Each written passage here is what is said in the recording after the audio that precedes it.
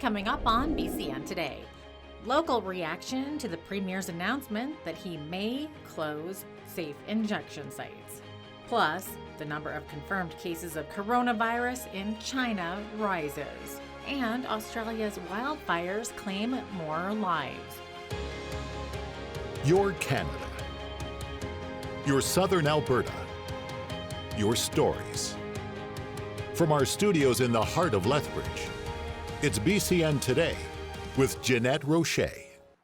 Hello, and thank you for joining us. Airports are stepping up screening of passengers from China to try to identify and isolate any people infected with a viral respiratory illness. The number of confirmed cases of the coronavirus in China has risen to more than 550, with 17 people dead. Chinese authorities have taken the drastic measure of cutting off 3 cities in the province where the virus is believed to have begun, including the province's capital, Wuhan. The World Health Organization's representative in China says that it's too early to tell whether the move will stem the spread of the virus. No cases have been reported in Canada. Australia's wildfires have claimed more human lives. The deaths of 3 American crew members brings the total number of lives claimed by the crisis to 31. The Americans died when a C-130 Hercules aerial water tanker crashed while battling the fires in southeastern Australia. It's been quite a challenging day to try to access the site and to find out what we need to do to support the people that are involved. Meantime, some residents of the national capital, Canberra, are being advised to seek shelter and others to leave immediately. 5 fires across the state and on the fringes of the city are listed as at an emergency warning level. Closer to home, RCMP have completed their investigation into the fatal collision on the evening of November 25th on Highway 3 at the intersection leading into the town of Colehurst. The collision resulted in the death of a 66-year-old Colehurst woman. The initial charge of refusal to provide a blood sample laid against 36-year-old Wesley Brian Phillips of Lethbridge has been replaced with other criminal charges, including driving while impaired.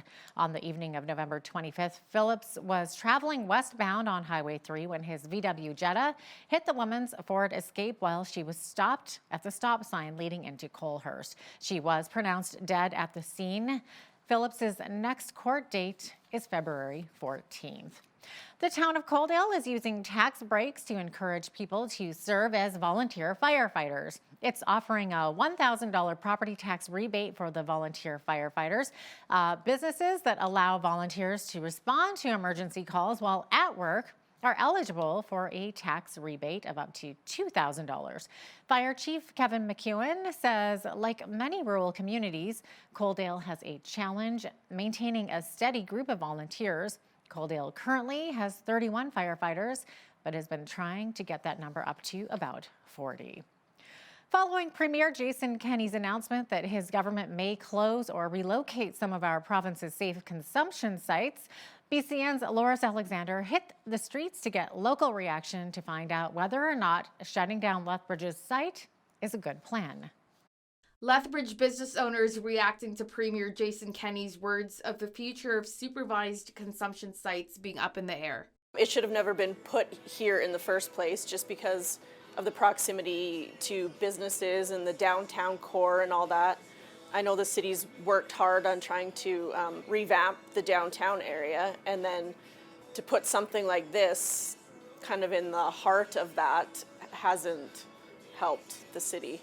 It's unreal that anyone would expect a functional business in the city of Lethbridge to have to be the one responsible to compensate for increased street crime, people hanging around, people vandalizing your business, people stealing from you. Why would the businesses be responsible for all of a sudden calling that the new normal? We spoke to Executive Director of Arches, Stacey Bork, who says the situation will worsen if their services become unavailable. These services are so important for people, and without them, the social disorder issue will actually increase or get worse. People have to remember that if these doors were to shutter, 22,000 uses a month will flow back out into the community. If it did relocate, maybe not somewhere so public where everybody can kind of see us and judge us. And it takes a lot to come in through these doors, so right, we don't need people judging us on the way in. Councillor Blaine Higgin wants something done to help facilitate positive change. We do need help for these individuals in our community.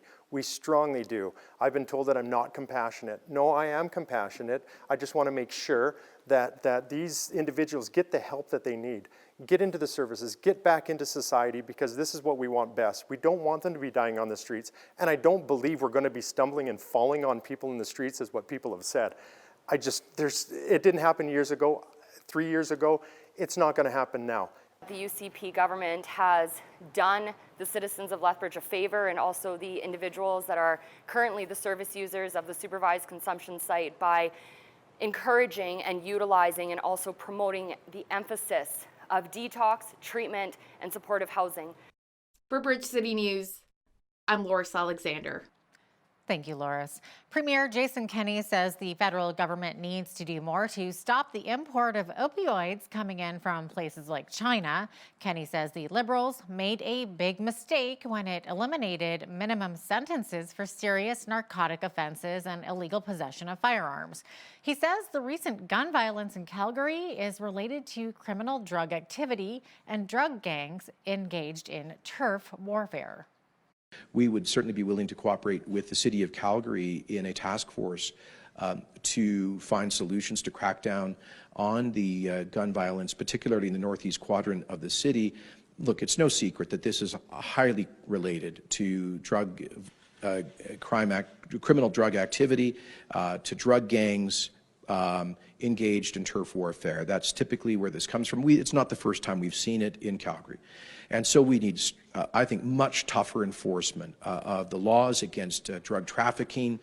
Kenney added that the gun problem would not be as bad had the feds opted to prevent the importation of opioids such as fentanyl from China. A former Alberta Liberal leader is encouraging people to join him in a tax strike aimed at forcing oil patch players to pay their property taxes. David Swan says he decided to withhold his provincial taxes after rural municipalities reported they've been left with $173 million in unpaid property tax from the energy companies. Swan is encouraging other Albertans to also withhold their taxes until the energy companies pay their tax bills. The companies say their wells, pipelines, and other facilities are overvalued for tax assessment, and the province needs to give them a break. Staff at a Calgary car dealership got a surprise this week when they popped the hood of a vehicle making a strange noise. Nick Anderson of South Trail Chrysler says they discovered a kitten staring up at them. Anderson says the owner of the truck had driven about 200 kilometers from Picture Butte to bring the vehicle in for servicing on Tuesday. He says the kitten is believed to be a farm animal that climbed into the engine compartment to stay warm. Anderson says she seemed to be okay other than a few singed whiskers, and that she's now been adopted by one of the technicians. What an adorable little kitten. Having healthy employees usually means a healthy business. Mental health in the workplace was discussed Wednesday during a workshop at Lethbridge College. Topics covered everything from psychological injuries to the workplace to the power of volunteering. Basically, what we're trying to do is provide resources for employers to assist their employees with their mental health in the workplace.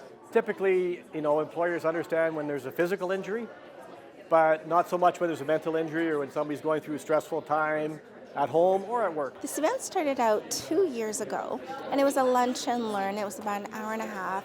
Last year we expanded to a half day. We had about 27 in attendance. This year we decided to do a full day event, and to hit that 65 mark is really, really excellent. One of the big things is we hear all the time that we want to remove the stigma and talk a little bit more. But really, we have events like this, and it really is a lot of HR people that show up. But I think we need to start extending that out a little bit. It can't all fall on the shoulders of HR departments, especially in larger organizations as well. We need to start educating and training our leadership, managers, supervisors, the ones that are having day-to-day contact with employees, just to become more informed about what is mental wellness. According to the Alzheimer's Association, 747,000 Canadians suffer from some form of dementia. Around the world, 44 million people have the disease. January is Alzheimer's Awareness Month. Sherry Remus is with the Alzheimer's Society of Alberta and Northwest Territories, and she explains one of the best ways of helping someone who has been recently diagnosed with the disease. They need to deal with the person with understanding and empathy. Compassion. Kindness is a word that I would use a lot. They need to learn all they can about the disease and the specific kind of dementia that they have, because it's going to be different for every person. And the dementia they have has different symptoms and different things. Frontal temporal affects communication more. Alzheimer's, as we know, affects your short-term memory. Sherry Remus with the Alzheimer's Society will have more on how to help those who are battling dementia. That's coming up later in our show. Alberta Health Services is offering 6 free workshops in Medicine Hat to help those who are living with chronic diseases. Chronic disease self-management is designed to help Albertans living with ongoing health conditions such as heart disease, diabetes, arthritis, cancer, depression, and anxiety. The AHS says their approach ensures an understanding of the challenges people face and provides a supportive environment. The workshops will run 6 p.m. till 8:30 p.m. beginning February the 5th at the River Heights Professional Center in Medicine Hat. You can register by calling toll-free at 1-866-795-9709. The ethical issue of gene editing grabbed headlines in 2018 when it was announced that a Chinese doctor had edited the genes of twin baby girls conceived in vitro. AHS clinical ethicist Eric Matheson surveyed the current debate about gene editing and talks about what its future may look like. My discussion is on identifying between different research groups. So what I'm mainly interested in is the difference between capable patients, patients who are able to give consent, adults like you and I, and then incapable patients, so namely children or infants or people with diseases that where they have cognitive challenges and aren't able to understand what they're agreeing to and so therefore can't give consent. Matheson's presentation is from research he conducted during a postdoctoral fellowship at Baylor College of Medicine in Houston, Texas. The first phase of the extradition process for Meng Wanzhou is set to conclude. Lawyers for the Huawei executive will reply today to Crown arguments. The U.S. has charged Meng with fraud for allegedly lying to HSBC about dealings with an Iran-based subsidiary. The British Columbia Supreme Court hearing this week has focused on whether the conduct Meng is accused of would also be a crime in Canada. The defense argued a lot of the issue of double criminality. Basically, their argument is, since Canada does not have sanctions against Iran, Meng Wanzhou did not commit any crimes, and since she didn't commit a crime in Canada, she can't be extradited to the United States. That's the argument. They have charged her with 13 counts of fraud. Their argument is Huawei had a company called Skycom that did business in Iran, violating U.S. sanctions. She was allegedly in 2013 had a meeting with the HSBC bank in Hong Kong, in which she basically, well, the allegation is that she lied and said no, Skycom is an independent company, they're not having dealings with Iran, Huawei is not dealing with Iran, and this is where the allegations of fraud come from. Nominations are now open for the Lethbridge Sports Hall of Fame. The committee is looking for those who contributed in a lasting way to Lethbridge Sports for its 2020 induction ceremony on May 1st. Nominations will be accepted until the end of January. We get all the nominations in, we put them on the table, and then we go category by category, athletes, teams, builders, and special, and we debate those who are in there. That January 31st nomination deadline is coming up quick, so If you have someone in mind that you think should be involved in the hall, don't waste any time. Go find out. As soon as you can, take a look at the information on the website, and let's get those names out there, because there's many people that deserve to be in this Hall of Fame, and we want to make sure they're recognized. The Lethbridge Sports Hall of Fame has inducted more than 320 members since its formation in 1985. And south of the border, a protester briefly interrupted the Senate impeachment trial of President Donald Trump on Wednesday. The protester could be heard screaming as Democratic Representative Hakeem Jeffries of New York was speaking. Today, President Donald J. Trump spoke by telephone with President Vladimir Zelensky of Ukraine to congratulate him on his recent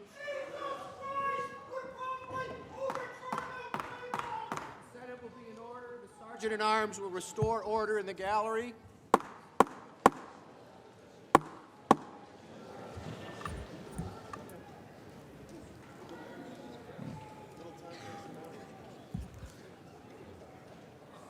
And the scripture says, "For the Lord loves justice and will not abandon his faithful ones."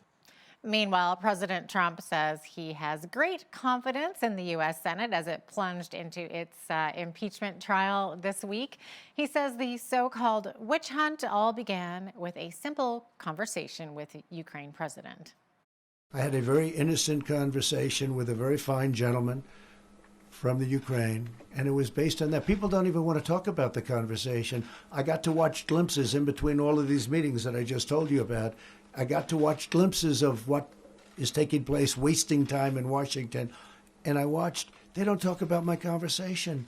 They don't talk about my transcripts. Remember this, when Schiff made up the phony story and he repeated it to Congress and the world, and it was a totally phony story, then I released the transcript.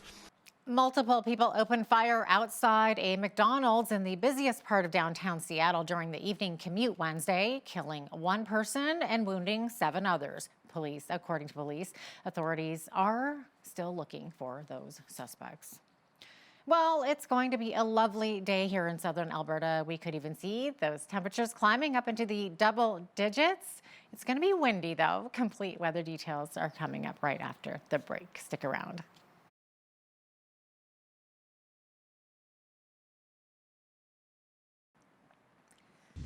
And welcome back. Here's a look at our weather highlights for today and tomorrow in Lethbridge. Lots of sunny days ahead of us, including today. Great big sunshine there today. And we are going to finally climb into those double-digit temperatures that we've been talking all week about. The overnight low is 4 degrees and into tomorrow, 11 degrees. Looking ahead to the 5-day forecast, lots of sunshine remains in the forecast there. A high of 7 degrees on Saturday, 4 degrees on Sunday.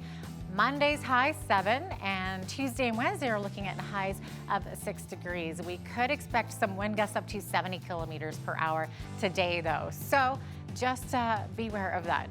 The almanac highs and lows this time of year, the average high should be about -2, average low -14, and we are reaching well above that average high. High temperature on this day recorded was 16 degrees. It was in 2005. The lowest temperature was -33. That was back in 1969. The sun rose this morning at 8:16 a.m. and will set this evening at 5:10 p.m. Looking ahead to the high temperatures across the nation today, our highs expected on the west coast, 10 in Victoria and 11 in Vancouver. We're going to be seeing some showers along the coast there today. Edmonton's high is 1 degree with a mix of sun and cloud. 6-degree high is expected in Calgary. They're expecting very similar Chinook type weather to us down here. Saskatoon's high today is -2 with increasing cloudiness. A mix of sun and cloud in Regina today with a high of -3. -6 is expected today in Winnipeg with lots of cloud coverage over there as well. Over in the east, Toronto's high is 2 degrees with a mix of sun and cloud. Much the same for Ottawa and Montreal. They're looking at a high of 1 degree. So a fairly mild day across that part of the country. Eastern Canada, Fredericton's high is 2 degrees, lots of sunshine. Halifax high is or 3 degrees rather, with a mix of sun and cloud. Charlottetown should be expecting some flurries there with 1 degree. St. John's, Newfoundland's high is -6 with increasing cloud. They are still recovering from that nasty blizzard last Friday when they had to dig themselves out of 75 centimeters of snow. That's your forecast. Here's your Bridge City News community calendar. Men, young and old alike, are invited to come join the Lethbridge Christian Men's Choir. Practices are held every Thursday from 7:30 to 9 p.m. at Trinity Reformed Church. The choir practices are in preparation for spring concerts as well as occasional performances at the hospital and seniors' homes. For more information, call 403-328-7985. Do you have a flair for the dramatic and great comedic timing? Shakespeare in the Park is holding auditions for the 2020 season of Shakespeare's comedy, The Merry Wives of Windsor, on Friday, January 31st from 7 to 9 p.m. in the ATB Community Room at CASA. Come prepared to present a 1 to 2 minute monologue. To sign up, email steph.savage88@gmail.com. Celebrate Family Day at the Galt Museum and Archives for their second annual free pancake brunch. Taking place on February 17th beginning at 10 a.m., come and enjoy delicious pancakes, music, crafts, and games. And while you're there, check out the exhibits and complete a special treasure hunt. Admission is free. For more information, visit galtmuseum.com/events. And that's your Bridge City News community calendar. Well, many people are trying to stick with their New Year's resolutions by working out or just trying to shed off the extra pounds that were gained over Christmas. Today's daily life hack is here to give you a tip on how to lose the weight more efficiently. To lose 1 pound of fat, you must run for over 3 hours. Run for 27 minutes a day then, and you'll lose about 1 pound a week. There you go. That's been your daily life hack. Just make sure you don't reward yourself with 1 pound of ice cream after. As wildfires like the ones in California and Australia continue to get bigger and more destructive, tech startups are developing new tools to prevent, detect, and contain them. As we hear in this next report, this emerging field needs more entrepreneurs and investment in order to succeed. As massive wildfires like the ones that have ravaged Australia become more frequent, entrepreneurs are looking for ways to combat this growing threat.